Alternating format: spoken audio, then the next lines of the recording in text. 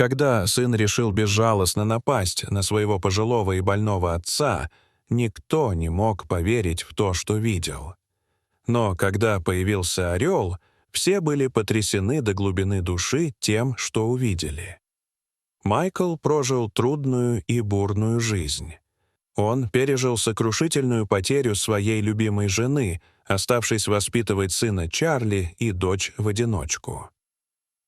Исполненный сострадания к своим осиротевшим детям, Майкл избаловал их, чтобы компенсировать их несчастные обстоятельства. Однако он и не подозревал, что эта непреднамеренная нежность посеет беду на пути его сына. У Майкла были большие ожидания от Чарли, которого он назвал в честь своего деда, надеясь, что тот вырастет умным и сообразительным. Тем не менее, с течением времени становилось все более очевидно, что его сын проявлял мало интереса к учебе. В раннем возрасте Чарли принял решение бросить школу, пренебрегая образованием и предпочитая предаваться собственным желаниям.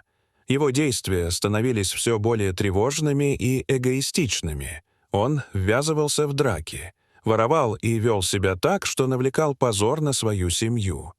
Эти выходки резко контрастировали с сострадательным и заботливым характером дочери Майкла, которая являла собой доброту и внимание к окружающим. В конце концов, дочь Майкла поступила в университет, а его сын переехал в далекий город, порвав семейные узы, которые их связывали. Это заставило Майкла почувствовать себя невероятно одиноким, борющимся с подавляющим чувством одиночества. Конечно, он не был близок со своим сыном, но все равно сильно скучал по нему. И эта тоска только усилилась, когда Майкл начал болеть, чувствуя себя слабым и уставшим. Он находил утешение в долгих прогулках по живописной сельской местности. Свежий воздух также помогал ему чувствовать себя лучше, когда ему было особенно плохо. И во время одной из таких прогулок по деревне Майкл наткнулся на раненого орла с поврежденными крыльями. Тот лежал у подножия дерева, изо всех сил пытаясь взлететь, но явно испытывая сильные страдания. Полный сочувствия и естественного стремления помочь, Майкл осторожно поднял величественную птицу и отнес домой. К счастью, орел не сопротивлялся, как будто понимал, что старик хочет помочь. В течение последующих нескольких часов Майкл нежно и тщательно обработал раны орла, аккуратно очищая и перевязывая их, чтобы предотвратить инфекцию. К счастью, ничего не было сломано, но было ясно, что орел никуда не полетит в ближайшее время. Поэтому Майкл позаботился о том, чтобы обеспечить птицу достаточным питанием, регулярно кормя величественного орла той едой и водой, которые мог найти. Понимая, что орел не способен летать, Майкл превратил уютную комнату в своем доме в теплое и безопасное убежище для птицы, обустроив мягкую постель и создав спокойную обстановку, где орел мог отдыхать и восстанавливаться. Чтобы развеять одиночество орла, Майкл каждый день сидел в его комнате и разговаривал с существом, рассказывая ему о своих чувствах и о происходящем в мире. Конечно, птица не понимала сказанного, но сидела и внимательно смотрела на него, как будто впитывая информацию. Удивительно, но между Майклом и орлом возникла глубокая и необъяснимая связь, принеся старику обновленное чувство цели в жизни, особенно в его пожилые годы, когда он чувствовал себя уставшим, больным и слабым. Спустя недели раны орла начали замечательно заживать, давая ему шанс вернуться в свою естественную среду обитания. Однако, вопреки всем ожиданиям, птица выбрала остаться поблизости от дома Майкла, поражая всех, кто стал свидетелем этого невероятного явления. Она кружила над домом целыми днями и регулярно навещала Майкла в поисках еды и общения. Их необыкновенная близость выходила за рамки того, что многие считали возможным. Однако в один прекрасный день захватывающая история Майкла и орла приняла неожиданный и ужасающий оборот.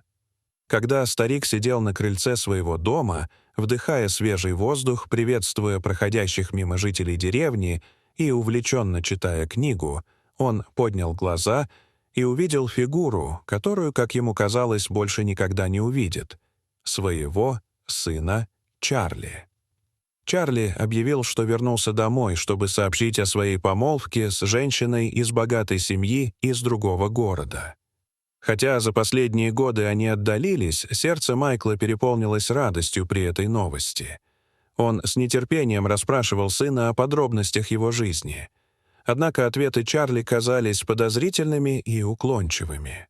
Он объяснил, что ему нужны деньги, чтобы доказать свою значимость престижной семье, в которую он хочет войти. Не желая поддерживать сына, который не принимал мудрых решений в жизни, Майкл испытывал внутреннюю борьбу. Однако, в конце концов, он понял, что семья важнее всего, поэтому он встал и вошел в дом, достав небольшую сумму денег, которую готовил для своих похорон.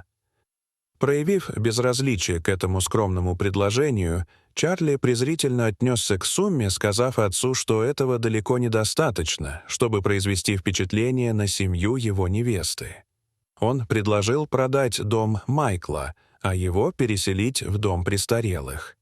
Печальное осознание накрыло Майкла. Его сын был заинтересован лишь в том, чтобы использовать его. Собравшись с мужеством, он приказал Чарли уйти, не желая больше поддаваться манипуляциям своего неблагодарного сына. Разъяренный и в отчаянии, Чарли угрожающе приблизился к своему беспомощному отцу, готовый силой взять все, что ему было нужно. В этот ужасный момент воздух внезапно пронзил пронзительный крик. Из ниоткуда появился орел, стремительно спикировав вниз и яростно атаковав Чарли своими мощными когтями, отвлекая его внимание от стареющего отца. С открытыми ртами сельчане наблюдали, как перед их глазами разворачивается эта удивительная сцена. Чарли бил руками, крича на отца в ярости. Но Майкл хранил молчание, хотя ему и было больно признать, что Чарли должен получить жизненный урок, который преобразит его безрассудный и эгоистичный нрав. Если это и был тот самый урок, то так тому и быть.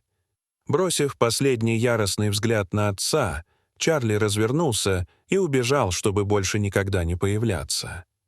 На следующий день дочь Майкла прибыла в дом, полная решимости не допустить, чтобы ее отец вновь испытывал муки одиночества в сумерках своих лет. Услышав историю о том, что произошло с Чарли, она забеспокоилась и настояла, чтобы отец поехал жить к ней. Она выразила свою любовь и заботу о нем. Майкл колебался, но в конце концов согласился. При одном условии орел должен был отправиться вместе с ним. В глазах Майкла птица стала его ангелом-хранителем, защитником и символом необыкновенной связи, что возникло между ними. Они защищали друг друга в моменты нужды. Желая сделать отца счастливым и спокойным, дочь Майкла согласилась на присутствие птицы. С того дня Майкл, его дочь и орел стали жить вместе, находя утешение и товарищество в их странной, но особенной семье. Дорогие зрители, что вы думаете об этой истории? Расскажите, пожалуйста, в комментариях. А если вам понравилось это видео, то ставьте лайк и подписывайтесь на наш канал. До свидания.